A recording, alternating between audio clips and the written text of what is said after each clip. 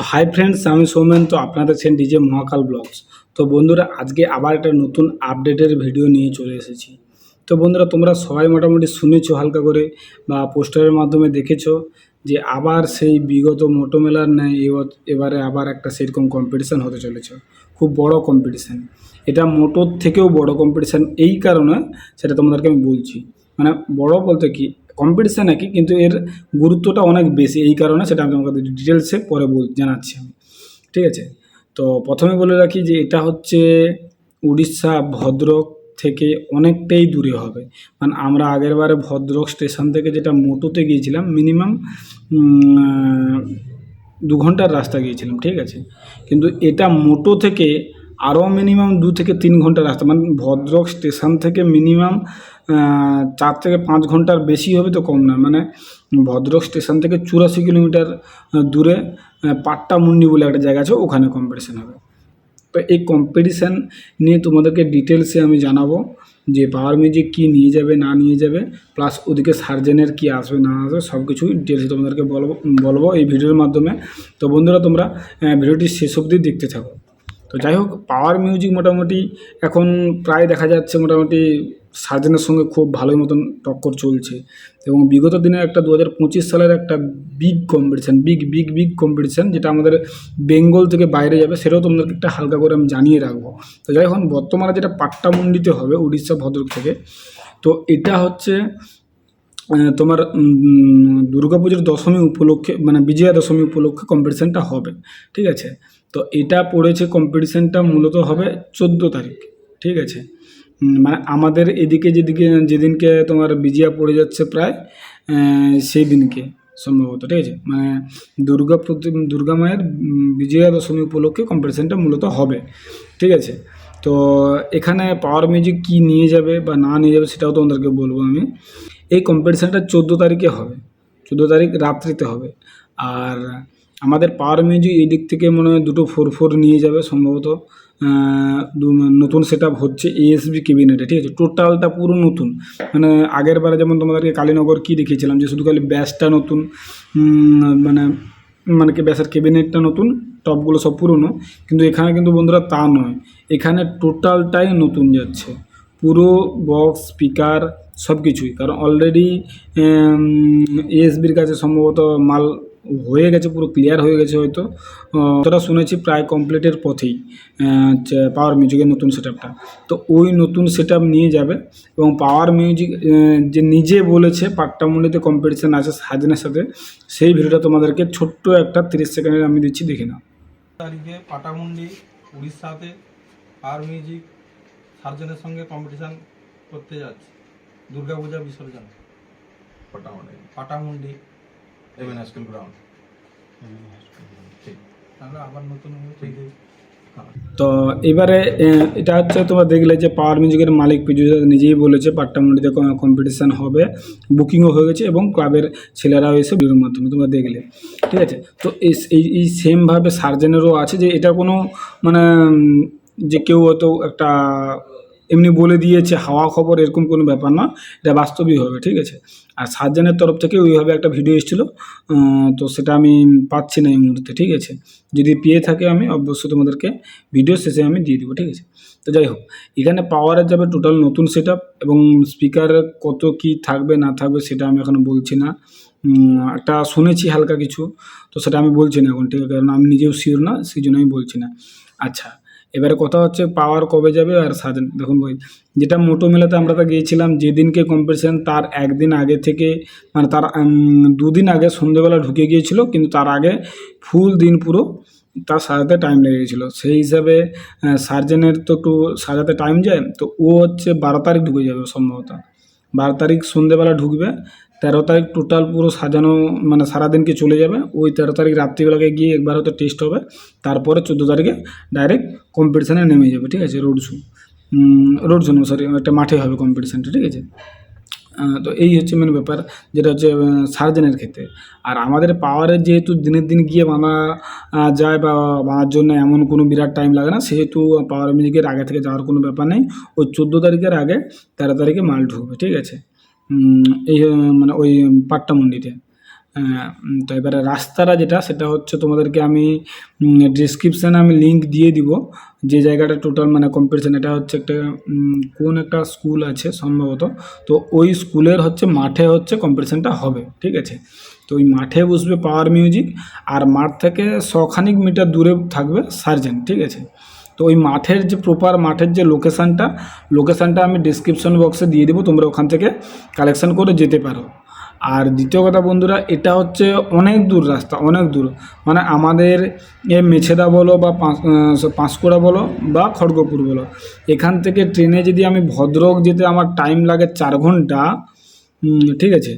ভদ্রক থেকে ওই পাট্টামুন্ডি যেতে মিনিমাম 5 ঘন্টার উপরে যাবে মিনিমাম, কারণ ওখানে অন্য কোনো গাড়ি নেই বা ট্রেন লাইন নেই, শুধু অনলি ফর বাস, ঠিক আছে। আবার অতটা রাস্তা টোটো, অটো, টেকার এসব যাবে না, বাসই যায়।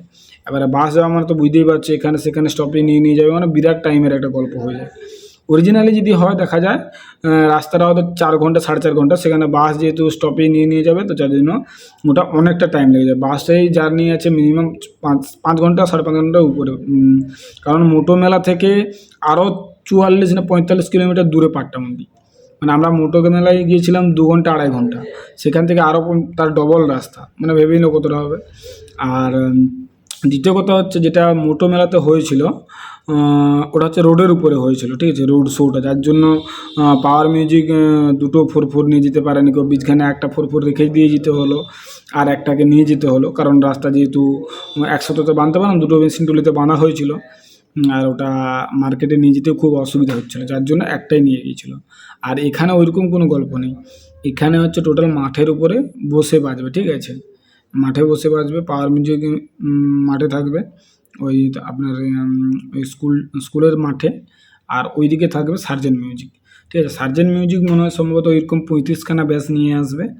আর আমাদের পাওয়ার মিউজিকের তরফ থেকে নতুন যে সেট আপটা হচ্ছে ওটা যাবে, প্লাস আর একটা 4x4 যাবে, যতটা আমার মানে আমি যতটা খবর পেয়েছি, ঠিক আছে। আমার তো মানে আমার ব্যক্তিগত মতামত যদি বলো, তাহলে আমার মনে হয় ওই দুটো 4x4 সেট আপই ঠিক আছে, কারণ ওতে ভালো হয় আমার মনে হয় 8-9-এর থেকে, বা আমি যেটা আগেরবারে মোটো মেলাতেও দেখেছি, সেখানেও আমার ওই দুটো 4x4ই বেটার লাগছে সব থাকতে।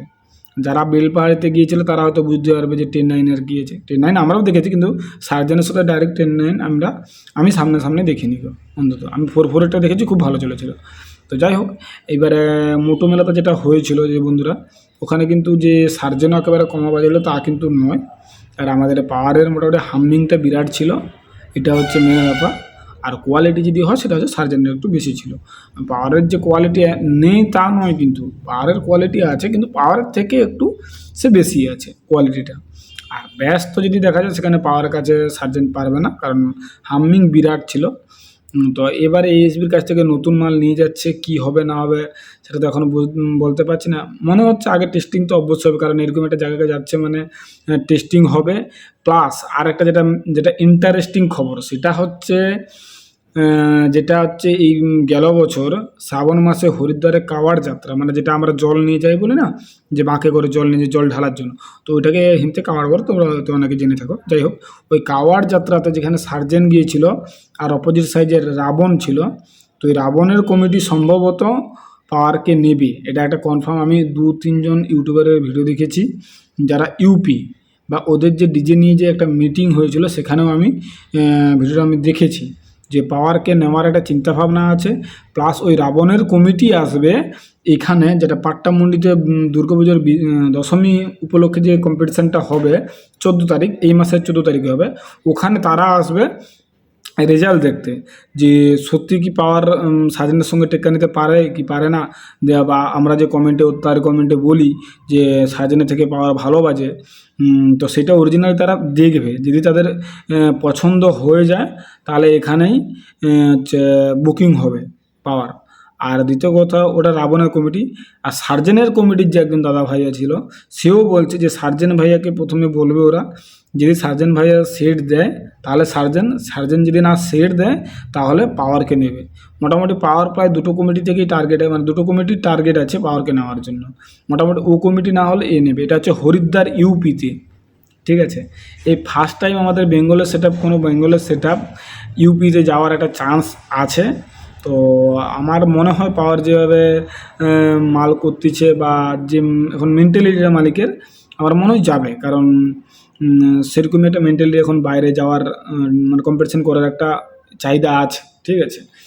কারণ এই মোটো মেলাতে গেল, এরপরে তারপর তো অনেক জায়গায় গিয়েছি ছোটোখাটো, সেগুলো ছাড়াও সার্জেনের সঙ্গে, মানে সার্জেনের সঙ্গে পাওয়ারের যেখানে কম্পিটিশন হওয়ার সুযোগ পাচ্ছে সেখানে মিস করছে না, যাওয়ার চেষ্টা করছে পাওয়ারের মালিক।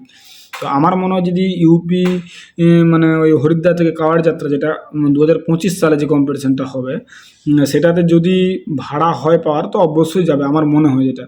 কারণ যাওয়াটা উচিত। আর যদি পাওয়ার ওখানে যায় একবার, তাহলে তো কথা বলতেই হবে না, মানে ওয়েস্ট বেঙ্গলের নাম মানে ডিজের তরফ থেকে বিরাট জায়গায় চলে যাবে, এটুকু শিওর। আর হালেই মোটামুটি পাওয়ারকে নিয়ে খুব বিরাট চর্চা হচ্ছে ইউটিউবে। ওই পাকিস্তানের ইউটিউবার, তারপর আমাদের ইউপি, ঝাড়খণ্ড, বিহারের ইউটিউবাররা প্রায় পাওয়ারকে নিয়ে প্রচুর ভিডিও বানিয়েছে, তোমরা দেখেছো, ঠিক আছে। তো সেই নিয়ে আর কোনো বলার অবকাশ থাকে না, ঠিক আছে। যে পাওয়ারের নামটার আমাদের শুধু বেঙ্গলের মধ্যে সীমিত আছে, এটা মোটামুটি অনেক দূর ছড়িয়ে গেছে, এটুকু শিওর থাকো। আর তোমরা মোটামুটি জানো, এটা নতুন করে বলতে হবে না, ঠিক আছে। তো যদি হরিদ্বার যায়, তো বন্ধুরা এখানে একটা বিরাট খেল হয়ে যাবে, ঠিক আছে। মোটামুটি বিরাট নাম হয়ে যাবে।